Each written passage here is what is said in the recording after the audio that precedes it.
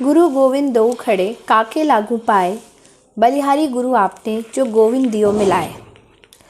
गुरु वो हैं जो हमें गोविंद के भी दर्शन करा देते हैं। आज इंटरनल न्यूज़ के कॉफ़ी विद मेंटर्स में हमारे साथ हैं भारत की संत परंपरा में जैन गुरु अरविंद मुनि। जैन गुरु अरविंद मुनि अपना एक विशिष्ट स्थान रखते हैं।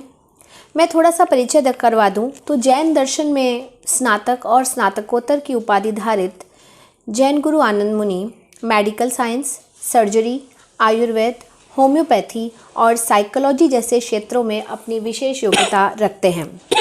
एक विशेष लेखक एवं वक्ता होने के साथ साथ उनकी खासियत है कि उन्होंने विभिन्न प्रांतों की लगभग 50,000 किलोमीटर की पैदल यात्रा की है और सेना तथा पुलिस में विशिष्ट तरह के स्ट्रेस मैनेजमेंट के शिविर लगा चुके हैं। यहाँ तक कि भारत के रक्षा मंत्री द्वारा भी उनकी सराहना की गई है। और तो और इसके अलावा जितने भी स्टेट या हम नेशनल लेवल देखें या इंटरनेशनल लेवल देखें, गुरुदेव अपना एक विशेष स्थान रखते हैं। आज गुरुदेव, ये इंटरनल न्यूज़ का सौभाग्य है कि गुरुदेव आज यहाँ हमारे साथ उपस्थित हैं। यहाँ गुरुदेव ने बीकानेर में MGSU और पुलिस में अपने शिविर लगाए हैं। नमस्कार गुरुदेव। प्रणाम गुरुदेव। आप बीकानेर प्रवास पर हैं और आपने बीकानेर में शायद कुछ शिविर किए हैं। थोड़ा सा हमारे दर्शकों को उनके बारे में बताएं। हमारा शिविर का मुख्य विषय है स्ट्रेस मैनेजमेंट का जी, कि तनाव मुक्ति कैसे हो जी। तो हमने इसी अभियान को लेकर के बीकानेर आए और भारत के अनेक प्रांतों में यही कार्यक्रम करते हुए आए जी। खास करके सेना, पुलिस, IAS, IRS और मेडिकल एसोसिएशन, बार एसोसिएशन, यूनिवर्सिटियों के लेक्चरर, प्रोफेसर, इनमें ये 1 घंटे का शिविर लगाते हैं जी। तो तनाव की वजह से बहुत सी समस्याएं खड़ी होती जा रही है जी। खास करके शुगर, मोटापा, कोलेस्ट्रॉल, BP हाई लो और वैसे तो मानसिक, शारीरिक, पारिवारिक, आर्थिक बहुत प्रकार की इस टेंशन की वजह से अनेक समस्याएं खड़ी होती जा रही है। तो जहाँ जहाँ पर भी शिविर लगाए और जिन जिन लोगों ने बरोबर नियमित रूप से अभ्यास किया जी। उसका नतीजा ये हुआ कि उनकी शारीरिक बीमारियाँ, मानसिक बीमारियाँ, यानी यूँ कहना चाहिए उन्हीं के शब्दों में कि बहुत सी समस्याओं का समाधान हुआ है।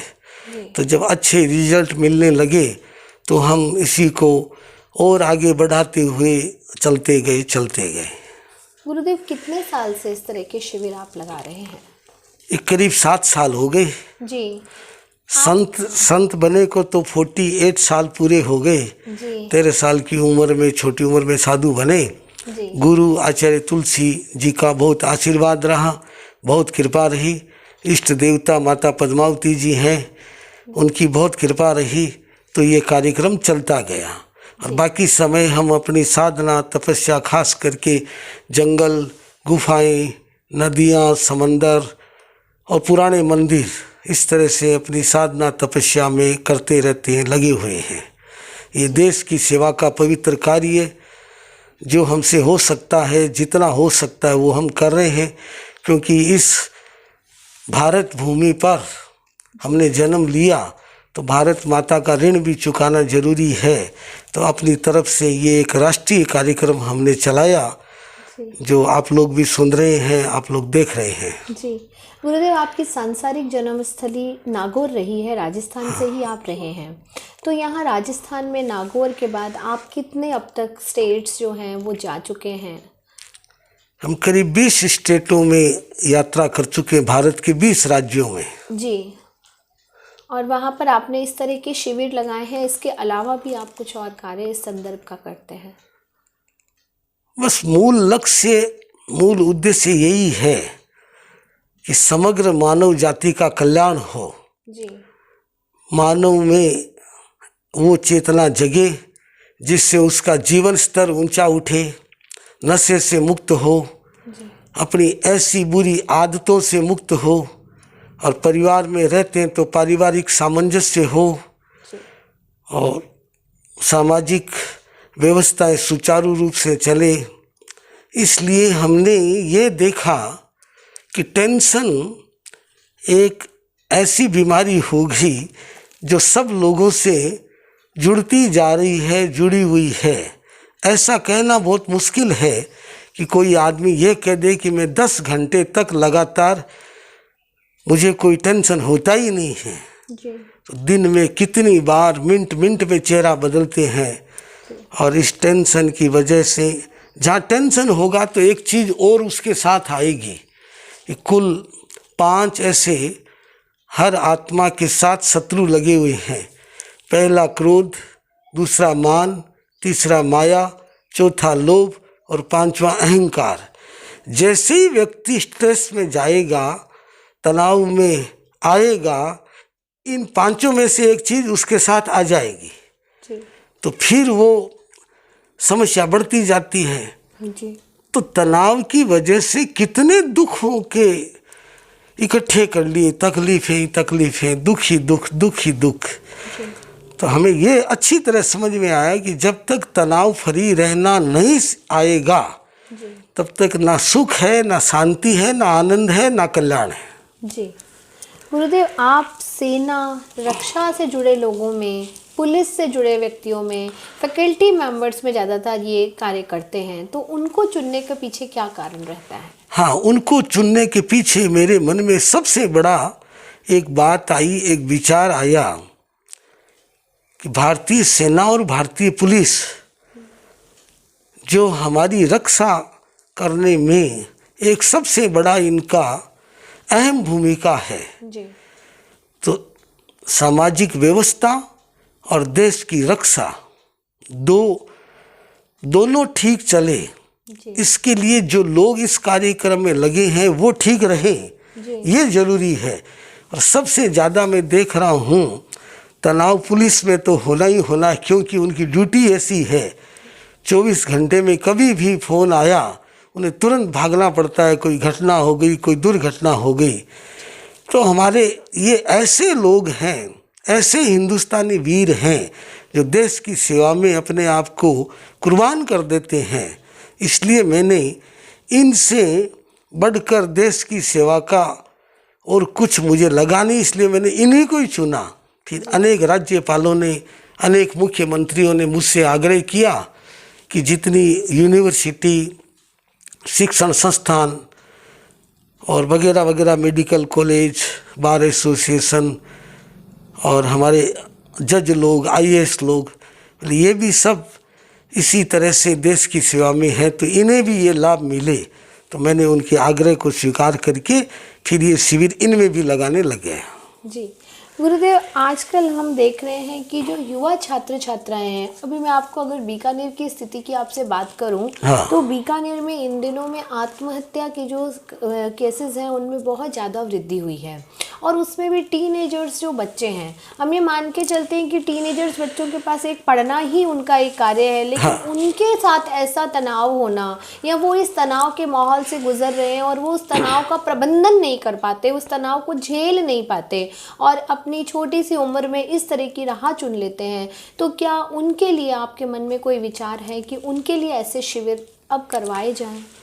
जो आप कह रहे हैं वो भी ठीक है जी। मैं तो हर वर्ग, हर जाति, हर धर्म, हर संप्रदाय, जहाँ कहीं भी जी मनुष्य रहते हैं, मैं तो समग्र मानव जाति के लिए यही कहना चाहूँगा कि दुख का कारण है अज्ञानता।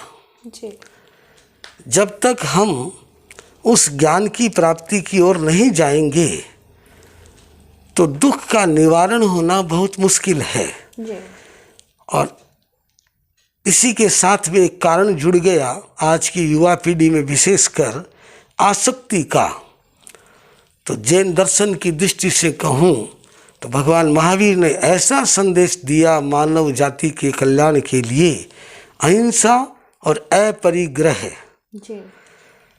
तो जो ऊपरी तौर पे तो इतनी हिंसा नहीं दिखती, लेकिन युवा वर्ग कहीं न कहीं हिंसा की प्रवृत्ति में रत है, चाहे वो सूक्ष्म रूप में है, चाहे वो बड़े रूप में है। और इसका जो तनाव ऊपर से तो कह दिया, तनाव के साथ में मन को भी जोड़ना चाहिए कि जितनी जितनी मन की चंचलताएं बढ़ती जा रही है, ये मन इतना खतरनाक है। तुलसीदास जी ने रामायण में कहा, मन लोभी मन लालची मन चंचल मन चोर, मन के मते न चालिए पलक पलक मन और।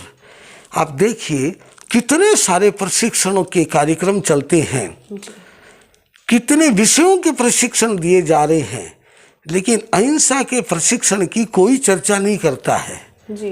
तो जब तक अहिंसा के प्रशिक्षण की चर्चा नहीं होगी, हम अपने अहिंसा का प्रशिक्षण का अर्थ है कि हम अपने आप को, अपने मन को इतना प्रशिक्षित करें, इतना उस सांचे में ढालें जिससे हम टेंशन में आएंगे ही नहीं, हमारी ज़्यादा इच्छाएं होंगी ही नहीं। तो आसक्ति, लोभ, लालच एक के बाद एक जैसे इच्छाएं खड़ी होती जा रही है, क्योंकि पृथ्वी पर संसाधन कम है और लोगों की इच्छाएं बहुत है। तो हर किसी को हर इच्छा पूर्ति हो नहीं सकती, सबको सब संसाधन मिल नहीं सकते। इस चक्कर में ये परिग्रह का भाव बढ़ता जा रहा है। हर कोई चाहता है मैं उसे प्राप्त कर लूँ, मैं भी प्राप्त करूँ, उसने ऐसा किया, उसने ऐसा किया, मैं भी ऐसा करूँ, मैं भी ऐसा करूँ। तो ये आसक्ति इतनी गहरी होती जा रही है, होड़ की वृत्ति बढ़ती जा रही है, देखा देखी की वृत्ति बढ़ती जा रही है। तो इसका समाधान की दृष्टि से मूल में है प्रशिक्षण, और खास करके जो हमारी दिनचर्या है, जीवन शैली है, उसमें भी परिवर्तन करना होगा। क्योंकि शरीर में शांति नहीं है तो मन में भी शांति नहीं होगी, मन में शांति नहीं है तो विचारों में भी शांति नहीं होगी। तो फिर शांति लाएंगे कहाँ से? इसलिए शारीरिक, मानसिक और इमोशनल, भावनात्मक, ये सब शांति जरूरी है।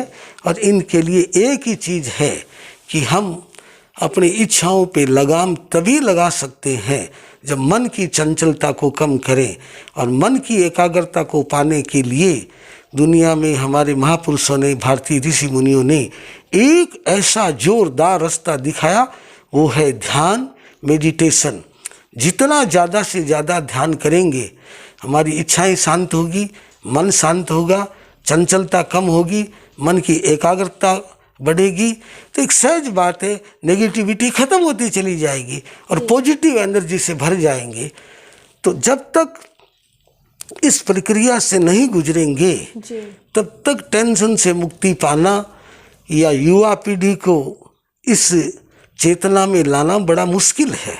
जी गुरुदेव, अभी जो स्थितियां चल रही हैं, क्योंकि जो महिलाएं हैं वो भी वर्किंग कंडीशंस में आ गई हैं, उनका जो काम है वो घर और परिवार के अलावा बाहर भी बढ़ गया है, तो ऐसी स्थिति में एक सामंजस्य की कमी होने लगी है।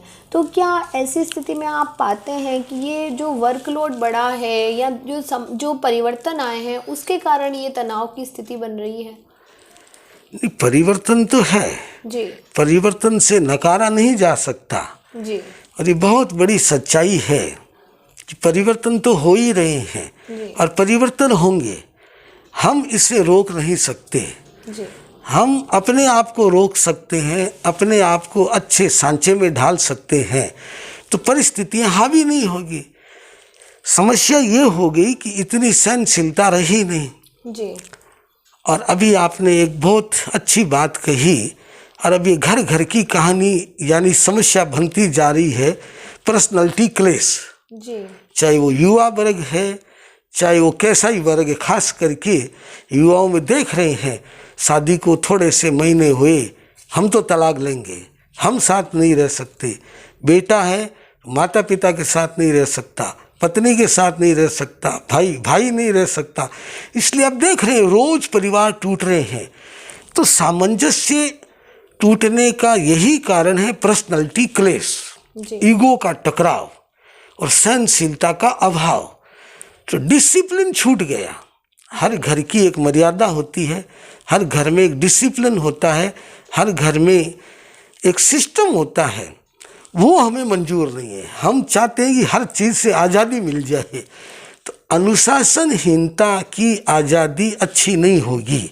अनुशासन में रह करके आज़ादी को महसूस करेंगे, अनुभव करेंगे तो असली आज़ादी तो वही है। और अनुशासनहीनता बढ़ने का कुछ ऐसे कारण भी बने हैं कि हम अपनी संस्कृति और संस्कारों से हटते भी जा रहे हैं। जो हमारे भारतीय संस्कृति में एक संस्कार है कि हम माता पिता को भगवान मानते हैं। आपको हंसी आएगी कि लोग बोलने को सारे ही बोलेंगे मैं अपने माता पिता को भगवान मानता हूँ, लेकिन मानते कितने हैं? ये कितना झूठ और कितना पाखंड है। माता पिता को भगवान मानने का अर्थ है कि जब तक मेरे माता पिता जीवित हैं उन्हें जो बुरा लगेगा मैं कभी नहीं करूँगा। जब तक मेरे माता पिता जीवित हैं उन्हें जो अच्छा लगेगा मैं वो ही करूँगा। तो उसे कहते हैं भगवान मानना। तो भगवान मानने की ये जो हमारे संस्कार थे, जैसे ही हम इससे धीरे धीरे दूर हुए ये दूसरी चीज़ें घुसती चली गई और परिणाम ये है घुटन, टूटन, कुंठा, उदासीनता, डिप्रेशन, भय। और फिर आदमी जब नशा जब ये तनाव बढ़ेगा तो वो एक रास्ता खोजेगा नशे का। वो सोचता है नशा सबसे आसान तरीका है, कुछ न कुछ नशे की चीज़ ले लो तो बस टेंशन से फ्री हो जाएंगे। लेकिन नशा कोई समाधान नहीं है, नशे से तो और समस्याएं बढ़ेगी। समाधान ही चाहिए तो इस भूमिका पे आना ही पड़ेगा कि टेंशन ख़त्म करें और अहिंसा और अपरिग्रह के रास्ते पे चलेंगे तो सबका साथ, सबका विकास, सबका प्रयास, ये नारा सार्थक हो जाएगा। जी गुरुदेव, एक बात बताएं कि जब आप इस प्रकार के शिविर देते हैं तो उस शिविर का क्या मोड रहता है कि क्या केवल उसमें ध्यान सिखाया जाता है या उसमें कुछ और भी आप बताते हैं? हाँ, ये बहुत अच्छा प्रश्न पूछा। शिविर के संबंध में जी आधी घंटा में थ्योरिकल कराता हूँ और आधी घंटा प्रैक्टिकल कराता हूँ। प्रैक्टिकल में ध्यान सिखाता हूँ। इसलिए हमारे इस शिविर के दो उद्घोष हैं। पहला अभी करो अभी पाओ। दूसरा सहना आ गया तो रहना आ गया। मैं देखता हूँ जैसे ही शिविर संपन्न होता है सब लोग एक साथ बोल पड़ते हैं अभी हम टेंशन फ्री हो गए, अभी हम टेंशन। कोई नहीं बोलता कि मैं टेंशन से भरा हुआ हूँ। तो आधी घंटा जो थ्योरिकल में समझाते हैं कि टेंशन है क्या, टेंशन होता क्यों, ऐसी क्या कारण है, और फिर मैं ये सिखाता हूँ कि टेंशन निवारण का ये रास्ता है जिसमें ध्यान सिखाता हूँ। ना हम कोई संप्रदाय की चर्चा करते, ना हम धर्म की चर्चा करते, हमें दूसरी चर्चा पसंद ही नहीं है। पहली चर्चा एक ही करो कि इंसान सुखी कैसे बने, शांति में कैसे रहे, आनंद में कैसे रहे, और जिस ड्यूटी में जाए उस ड्यूटी में सफल होके आए। इससे अच्छी बात और क्या हो सकती है। इसलिए शिविर में ये दो चीज़ें, आधा घंटा थ्योरिकल और आधा घंटा प्रैक्टिकल। जी गुरुदेव, युवाओं के लिए भी आप एक सरस्वती मंत्र नाम से या सरस्वती उसके हिसाब से कुछ देते हैं, उसके विषय में प्लीज़ कुछ बताएं। हाँ, अभी जो आपने थोड़ी देर पहले ही एक बात कही थी कि बच्चे बहुत आत्महत्याएं कर रहे हैं। जी। बच्चे ऐसे ऐसे कदम उठा लेते हैं जिससे उनकी जिंदगी समाप्त हो जाती है। जी। इस विषय पे हमने बहुत गंभीरता से विचार भी किया और रिसर्च भी किया। जी। तो हम इस रिसर्च पे पहुँचे, इसलिए मैंने एक ऐसा कार्यक्रम चलाया बच्चों के लिए। जी। कि बच्चों का रिजल्ट 100 तक कैसे पहुँचे और बच्चे गोल्ड मेडलिस्ट कैसे बने। जी। तो 10 घंटे की पढ़ाई 1 घंटे में कर सकते हैं। अच्छा। है ना, ये ऐसा आध्यात्मिक वैज्ञानिक तरीका है। जी। अभी मेरे पास में जिन्हें सरस्वती की विद्या दी, जी, ऐसे 450 बच्चे हैं। जी। कुछ बच्चे छोटे हैं, कुछ बच्चे बड़े भी हैं। ऐसे खूब बच्चे हैं जो जैसे CA में 3 बार फेल हो गए, जैसे MBBS में फेल हो गए, और कुछ बच्चे ऐसे जो 20-20 बार 25-25 बार फेल होते ही जा रहे हैं।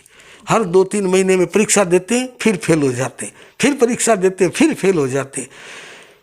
तो ये एक इतनी बड़ी समस्या हो गई। इसका समाधान और सबसे सरल रास्ता ये है, एक 3 मिनट का कार्यक्रम होता है, मैं बच्चों को सरस्वती की विद्या देता हूँ जी। फिर एक 10 मिनट का उसी के साथ में माता पिता को बिठा के और माता पिता को ये समझाता हूँ कि बच्चे को इस सिस्टम में रखो जी।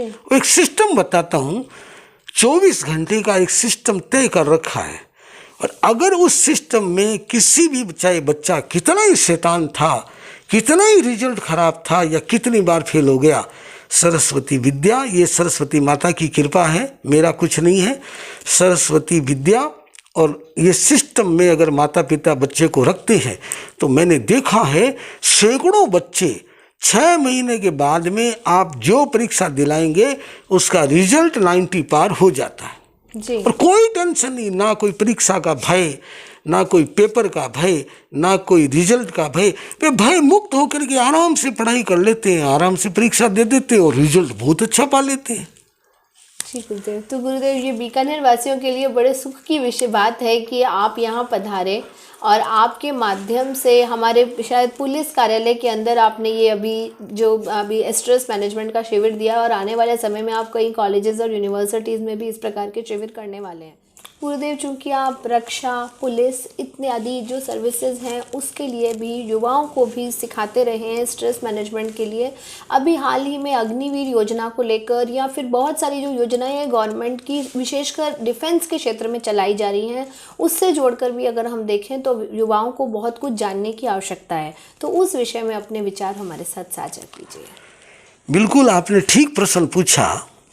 जब भी आर्मी में, पुलिस में जाता हूँ तो इस तरह की चर्चाएं चलती है। मुझे एक बात समझ में आई कि भारत सरकार का रक्षा मंत्रालय ने युवा वर्ग के लिए इतनी योजनाएं दी है, इतने कार्यक्रम रखे हैं, तो मुझे तो यूँ लगा कि वे योजनाएं और वे कार्यक्रम लोगों को कुछ को तो पता ही नहीं, बहुत से लोगों को पता ही नहीं है जी। अगर उन्हें ये बात उन तक पहुंचाई जाए, अगर उन्हें समझाई जाए कि भारत का रक्षा मंत्रालय युवा पीढ़ी के लिए कितने नए नए अच्छे रास्ते खोल रहा है, तो मुझे विश्वास है ये जितनी ज़्यादा अधिक से अधिक इसकी सूचना और लोगों तक जानकारी पहुंचेगी तो युवा वर्ग को एक नया रास्ता तो मिलेगा ही मिलेगा। रक्षा मंत्रालय की जो योजनाएं हैं भारतीय सेना और भारतीय पुलिस में फिर इस दृष्टि से कोई कमी नहीं रहेगी। जी, धन्यवाद।